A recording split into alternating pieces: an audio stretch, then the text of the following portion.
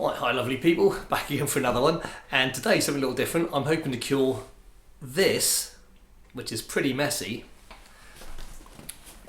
with what's in the box here. So stay tuned and let's see what we get inside.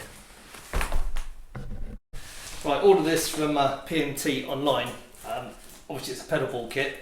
Now there's a whole wealth of them out there online and they range in price from fairly cheap to the ridiculous. I suppose it just depends on what you're trying to do really, but as you can see from my board, which is just a board I threw together, made in the shed really, it served its purpose, but it's not practical. I can't move it around, and as you can see the wiring's a mess, and also they can get noise problems with the supply wires being mixed with the signal wires. Anyway, here we go. Well, that's looking pretty cool. And obviously my studio, which is a spare bedroom, also gets used by guests occasionally, so it'll be nice just to be able to pack things up and put them out of the way. As you can see, this is a bit of Tortec kit. I bought some of this stuff in the past, and to be honest, it's pretty good. It's usually well made.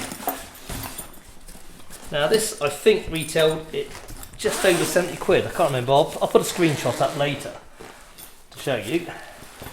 Okay, so this is what we get. Obviously a quite nice bag with extra pockets, so I suppose you can put spare leads and things in. Now it looks like you get all the Velcro and everything you need.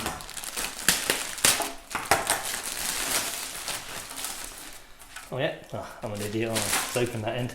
There we go, plenty of Velcro. No tie wraps, which is a bit of a shame, unless there's some elsewhere. But that looks quite nice and sturdy. I can hopefully then put the power supplies underneath so they're out of the way, and all the wiring obviously be behind the pedals. Now I'm not sure I'm going to fit everything on there, but to me that's looking pretty good. Okay, let's see what we can do then. Okay, I'll try not to shake the camera too much.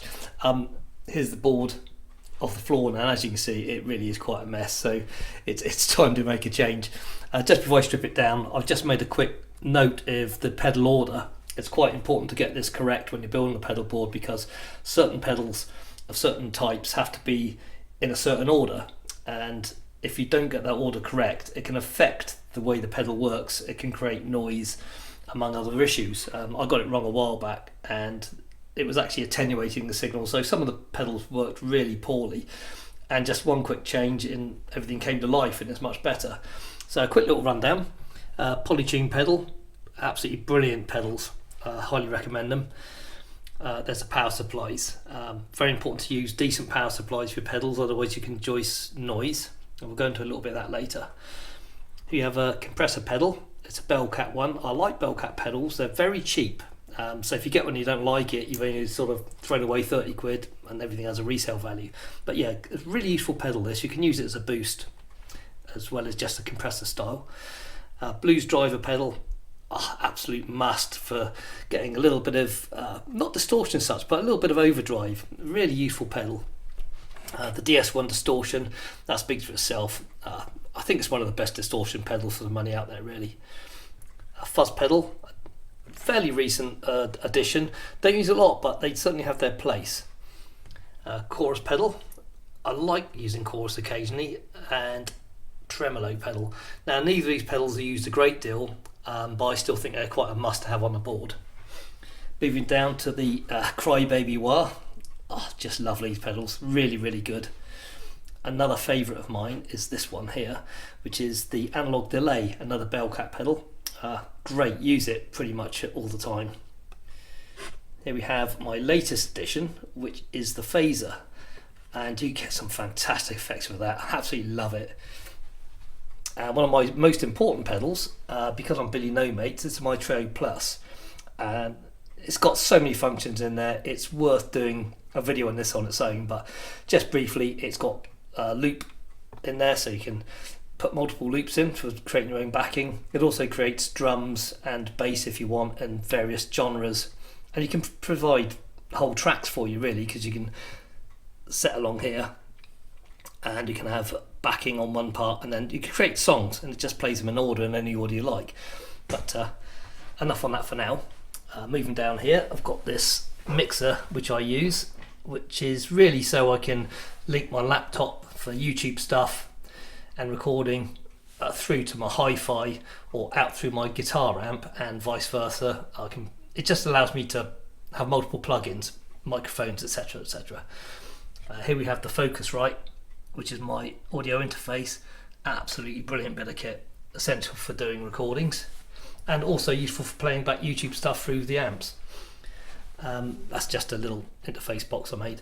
Now here, this is the Mel 9 pedal, and I'm going to do a video on that on its own because this is absolutely brilliant.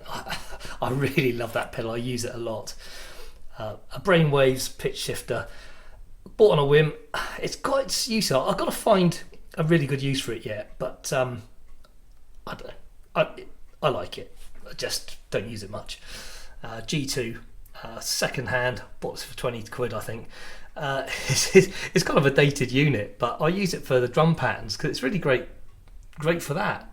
Rather than using a metronome, quite often I just set a drum beat on this for practice, and it's great for that. Okay, enough of the waffle on these. I'm going to now strip it down and we'll go on to the next stage. Well, we are, folks. A few hours of toil and it's done. Most of the time actually is just spent in making sure getting the pedals in the right order and the best way they all kind of fit together and wired together in the correct order. Now I couldn't fit all the pedals on, there's a couple missing, just I believe. Let's have a quick look down here. Yeah, it's just this one, which is the fuzz pedal and the tremolo pedal.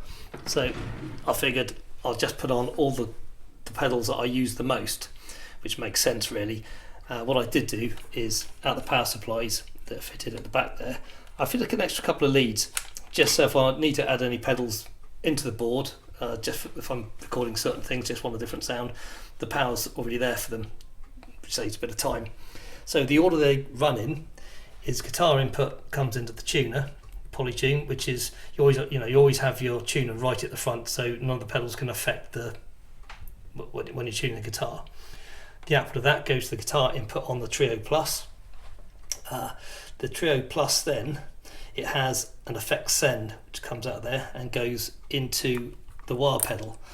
And I believe it's quite important to have the wah right at the front end of all your actual effects pedals because it can be affected by other pedals. That comes out, it goes into the Mel 9. The Mel 9 then goes to the compressor. The compressor then goes to the drive side of the board, which is the blues driver and the DS1 distortion. This then goes to the chorus, so we're now into the modulation side. Chorus, analog delay, the phaser, and then that goes back into the Trio Plus on the effects return. The beauty of this now is I can use this as a standalone board, or it's very easy to put back in to my rig here and go through all this stuff. So it works really, really well. I've tried the board and it's definitely sounding cleaner. I don't think there's as much background noise when it's all sort of just sat there and it's sort of just in its quiescent mode. Yeah, it's definitely working better. It just shows that it's really important to get pedals put together in the correct order, and to try and just separate things out a little bit. So there we have it. Well, it was a bit of fun putting all that board together. It's definitely made a big difference. I didn't do any sort of filming of unwiring the old board and wiring up a new one because this video's pretty dull as it is without adding any more dullness to them. But yeah, I fully recommend getting a decent pedal board set up. I should have done this ages ago. It works well. One thing I suppose some people might be saying, why don't you just get a multi-effects unit? Now I did have one.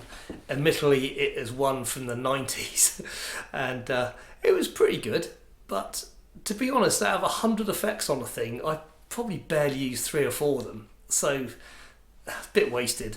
And not only that, if I wanted to make any changes to any of the effects, it's a nightmare. You have to sort of scroll through bloody menus on tiny little screens, press this button, hold that button down, step up with another one, and then store it as a different one, and then go back in again. And I don't know, I just find it a bit of an arse. People disagree with me, so please put in the comments whether you prefer pedal boards or the multi-effects units. And I know the multi-effects, but there are some pretty damn good ones out there now. But I prefer the pedal board because making tweaks, you just rotate knobs, you can change things so quickly. It's just my personal preference. Anyway, I hope you enjoyed some of that. I will be doing another video on the pedals on there just to show you what they sound like. It's just I don't want to do it this time because I think it's just going to make the video too long. I do have a fairly interesting video coming up. I've ordered something today. I won't tell you what it is. I have longed for one and it should be arriving tomorrow, so I'll do an unboxing of that. Right, okay folks, thanks very much for watching. I'll catch up again soon. Bye now.